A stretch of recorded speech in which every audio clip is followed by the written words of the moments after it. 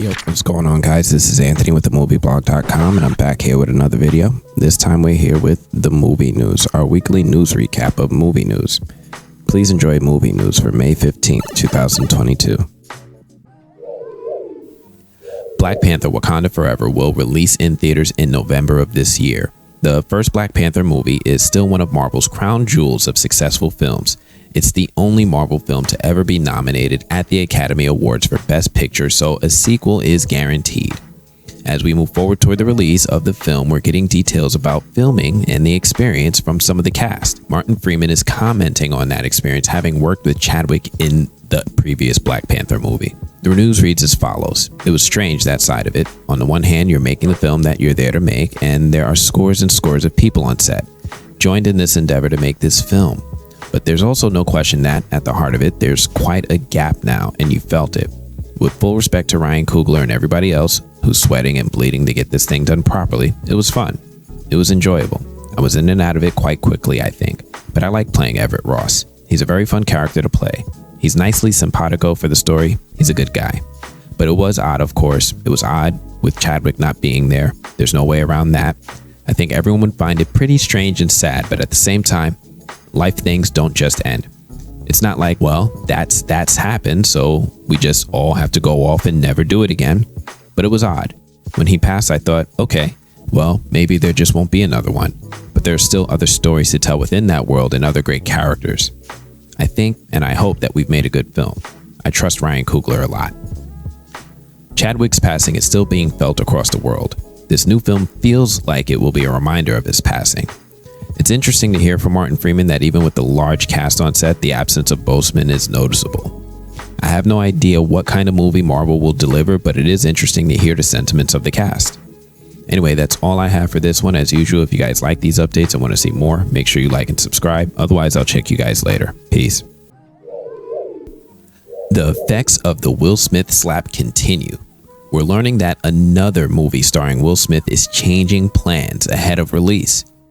The movie Emancipation is an upcoming Apple TV film starring Will Smith with Antoine Fuqua directing. The news from Variety reads as follows. Though the studio did not officially date Emancipation, it was expected to be the streamer's next potential awards project this year after winning Best Picture for Coda.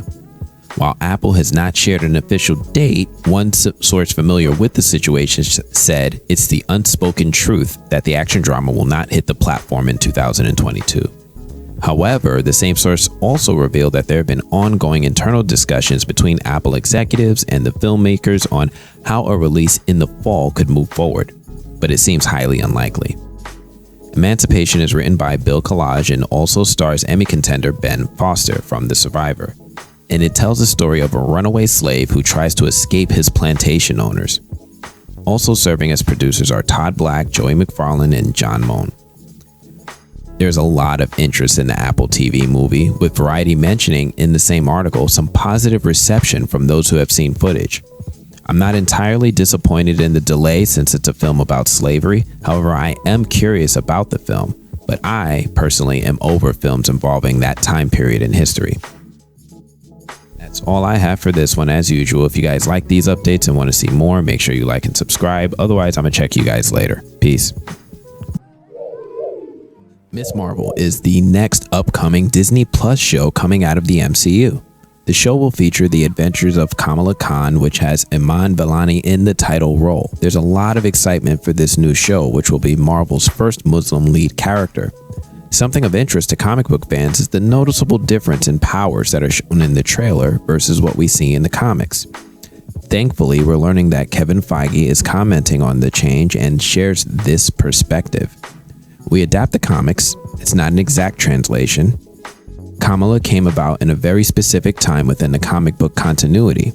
She is now coming into a very specific time within the MCU continuity, and those two things didn't match. What we will learn about where those powers come from and how they come about is specific to the MCU. You will see great comic splash panels in some of our action sequences. If you want big giant hands and arms, well, they're here in spirit, if not in stretchy, plastic type ways. Kevin Feige is the absolute king of non-answers. He knows the assignment and is prepared with a vague answer about how the time of release is influencing the decisions for her powers. Kevin doesn't state why her powers are different, but just that the specific time in the MCU continuity doesn't line up with what was going on in the comics. This doesn't make a whole lot of sense to me yet, but I'll hold off judgment until the release of the show. Kamala receives her powers in the comics after exposure to the Terrigen Mist. I wonder how she'll get her powers in the show. Anyway, that's all I have for this one. As usual, if you guys like these updates and want to see more, make sure you like and subscribe. Otherwise, I'll check you guys later. Peace. House Party is a well-known film franchise starring rappers Kid and Play. The movie expanded on the popularity of the duo in the 90s and became a household mainstay next to other urban classic films. After 5 entries, yes 5, we're getting a new one that seems to be a reboot or a remake of the original, and we're finally getting our first look from New Line Cinema and HBO. In these photos, we're looking at Jacob Lattimore and Tosin Cole. We have Jacob Lattimore as Kevin and Tosin Cole as Damon in the New Line Cinema and HBO Max House Party. I have no idea what I'm looking at, but I like what I see here. It looks like a fun party. These dudes are dressed pretty fly. I really just hope they understand the full assignment. Meaning, when we get to this house party, we better have a dance battle. Anyway, that's all I have for this one. If you guys like these updates and want to see more, make sure you like and subscribe. Otherwise, I'm going to check you guys later. Peace.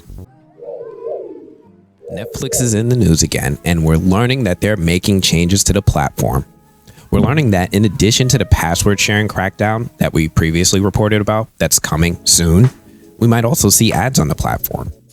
Netflix currently does not show any commercial or ads, but that might change before the end of the year. The news reads as follows. Netflix might be adding an ad-supported tier before the year is over, according to the latest reports. The New York Times wrote about the bubbling effort at the streamer. Their piece indicates that executives have told employees that the lower price subscription tier could come in the last 3 months of 2022. Our revenue growth has slowed considerably as our results and forecasts below show. That's what Netflix executives previously told shareholders in a press release. In the letter, these decision makers then shifted blame for the shortcomings to password sharing among users. Streaming is winning over linear as we predicted, and Netflix titles are very popular globally. However, our relatively high household penetration, which including the large number of household sharing accounts, combined with competition, is creating revenue growth headwinds. The big COVID boost to streaming obscured the picture until recently. While we work to re-accelerate our revenue growth through improvements to our service and more effective monetization of multi-household sharing, we'll be holding our operating margin at around 20%. This is big news. Netflix mentioning password sharing as a reason for slow growth is problematic to me. Netflix to me is facing steep competition from Disney Plus, HBO Max. Those are the main two. However, Paramount Plus and Apple TV aren't far behind, and these emerging platforms are releasing some great content. Netflix does have great content, but they also have been canceling shows shortly after release, which isn't helping the narrative. I wonder if the cancellation and the press that follows impact the perceived value of this service to households. I'm not going to speculate any further. That's all I have for this one. Anyway, if you guys like these updates and you want to see more, make sure you like and subscribe. Otherwise, I'm going to check you guys later. Peace. The Screen Actors Guild Award show has been a significant player in the award season for 25 years. The award show is no longer going to be airing on TNT and TBS. News is hitting the web that Warner Bros. Discovery is ending the historic run. The cancellation is the latest in a long line of cancellations as the company looks to restructure. The show normally airs on TBS TNT, but with this cancellation, the representatives for the show are offering some hope. Apparently, the show is looking for a new television home to air on. The news reads as follows. TNT has run the SAG Awards since 1998, including this year when the Screen Actors Guild returned to a live, in-person event and moved to Santa Monica's Barker Hangar after being based at Los Angeles Shrine Auditorium and Expo Hall since 1997. SAG Awards is engaged in discussions with Warner Bros. Discovery as well as other networks and streamers regarding the broadcast rights to the show. While the TNT network has advised us they do not expect to conclude a new licensing agreement with the SAG Awards prior to the expiration of the exclusive negotiating window, we are exploring multiple other options. Engaging in negotiations for the broadcast of the show is not unusual and has occurred several times over the history of the SAG Awards. This is no different. These discussions will continue as they normally are done and will not be conducted in the public eye. As such, we have no further comment at this time. The news is pretty surprising, as this was one show I didn't even think was eligible for cancellation. I'm not a fan of award shows, but I understand their purpose. These award shows are critical to helping highlight new and emerging talent, and I'm going to remain hopeful that they find a new home for the show to continue that tradition. Anyway, that's all I have for this update. If you guys like these news updates and want to see more, make sure you like and subscribe. Otherwise, I'm going to check you guys later. Peace.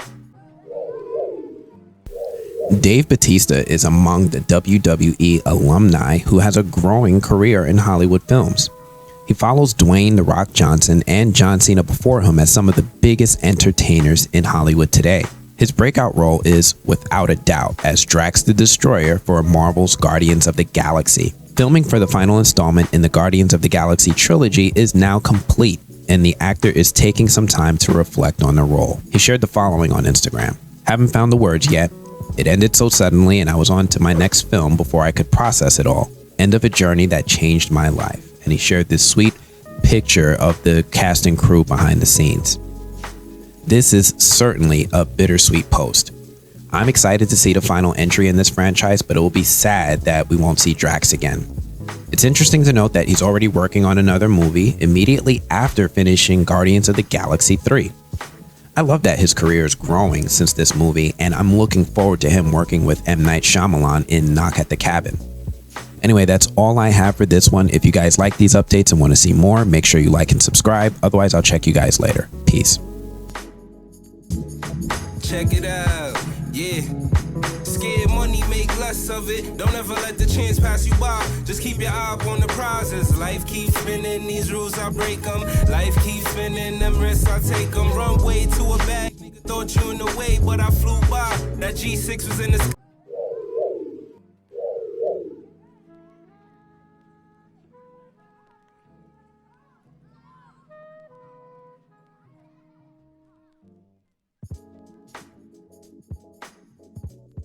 Okay.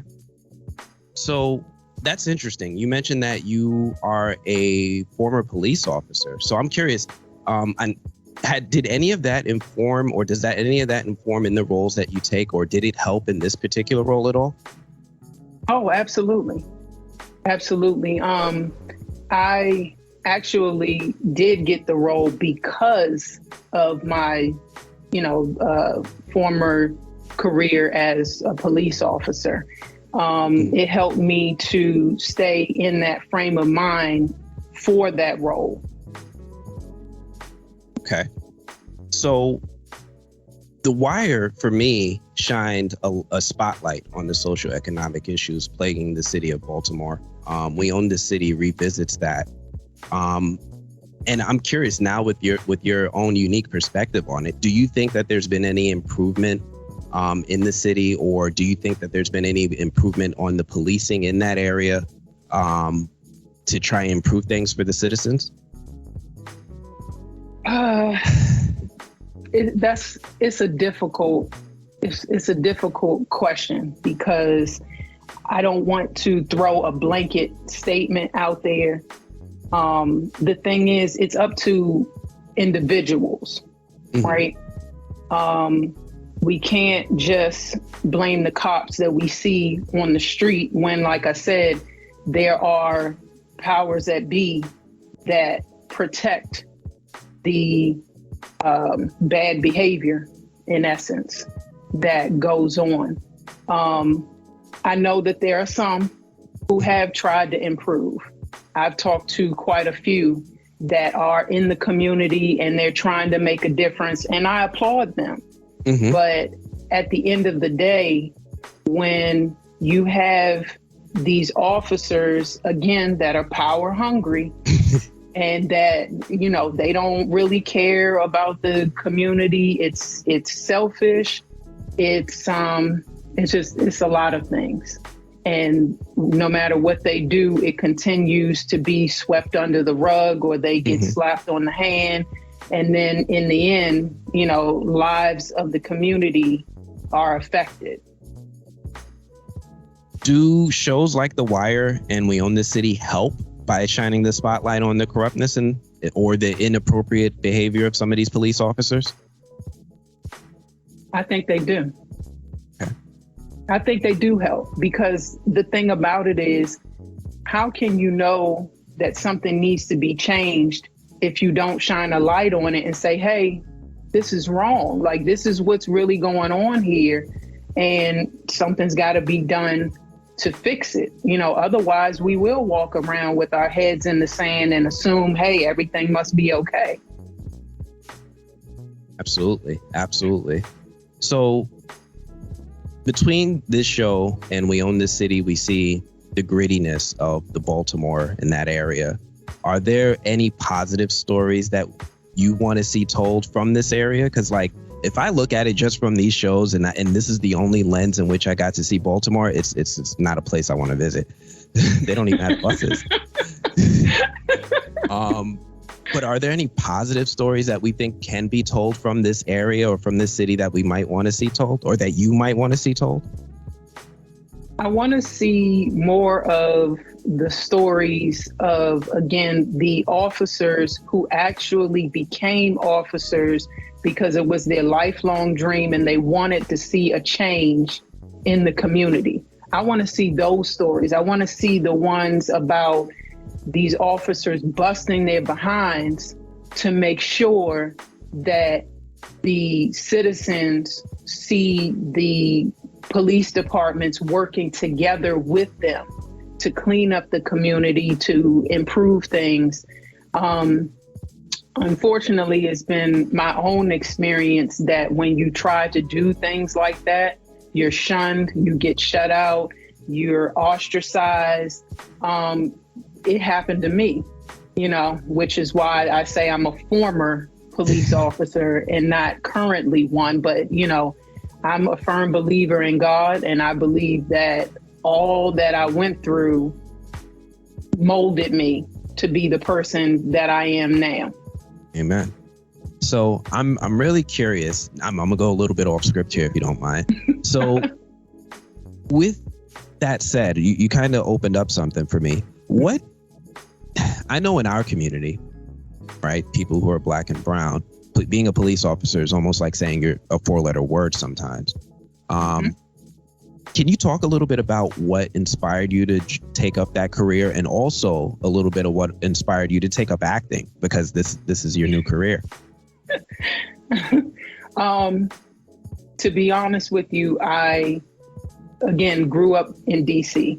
I saw a lot in terms of the good and the bad in the police department. And it was a choice that I made for my family, you know, because it was a good career.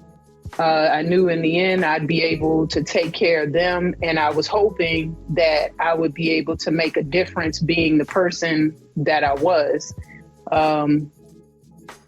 I'll never know at this point, you know, what impact I really had. But I don't know. I just wanted to make a difference. Well, I think you're making a difference. It's kind of what inspired me to do this interview. I wanted to make sure that people that look like us see us working in the industry, and that we take time to show that growth and that process. Now, for all the people who are watching, for all those little girls, all those little boys who are watching, can you talk a little bit about your approach to finding roles and your experience in getting cast in this amazing production? Again, I am a firm believer in God. I pray. I know for a fact that He put us on this earth for a reason. Everybody that's here has a purpose, right? So that's my first thing. Anytime I see a breakdown or someone sends me something saying, hey, you know, this role might be right for you, that's the first thing I do. I'm praying, all right, you know, is this what you want me to do? Does this align with my purpose? And so after that, I will consult with, maybe my agent, or a lot of things that I do are actually self-submissions. You have to be, my husband always said, you have to be your own best advocate. Mm-hmm. So I'm constantly looking on different sites, Actors Access, Dragon Up Connects. There are lots of them that I look on a daily basis, and constantly submitting, okay, am I right for this? And it's a grind. It's a grind, to be honest with you. You're gonna hear a lot of no's. And if you don't have tough skin, either you're going to develop it or you're not going to succeed in this, because you will hear, it's not just 100 no's. You're going to hear 1,000,000 no's. I know there are people's stories where it's like, I submitted for my first role and boom, I'm, some megastar. Like, okay, yeah, but for the most part, like, that's not how that works. You have to know that this is for you. And you just keep going. You keep going. And it's not for the faint of heart, believe me.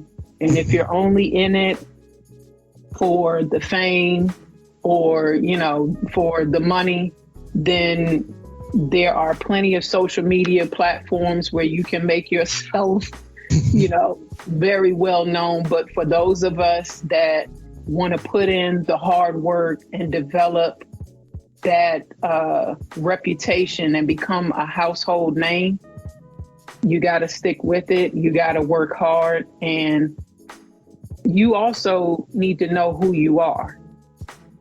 That's the thing, because you can get easily lost and become something that you had no intention of becoming. I believe that. So anything else that you want to say to our audience before I let you go, or do you want to talk about where we're going to see you next? Well, from your lips to God's ears, at this point, I'm working on my craft. Like I said, I'm constantly submitting for different roles. There are a few productions that are filming either in the DC area or just outside of it that, I'm hoping to be on myself. But for the time being, I'm constantly working on my craft. And I just want to let everybody know, keep going. I'm one of those people, unfortunately in our community also, there are a lot of us that we get to a certain point of what we call success and we never look back. Yeah. I'm not that person. I'm that person where no matter what stage of my life I'm in, if I can help somebody else, if I can reach back and help someone else, I'm all for it. Amen. Well, thank you so much for your time, Ms. Parker. I really appreciate it. I'm looking forward to seeing you again. Thank you again. I really appreciate it. Thank you so much. I'm humbled and I'm honored, and I definitely appreciate you. Keep going. Yeah. Thank you so much. All right. So let me check it out. Yeah. Scared money, make less of it. Don't ever let the chance pass you by. Just keep your eye up on the prizes. Life keeps spinning, these rules I break them. Life keeps spinning, them risks I take them. Run way to a bag, nigga thought you in the way, but I flew by. That G6 was in the sky.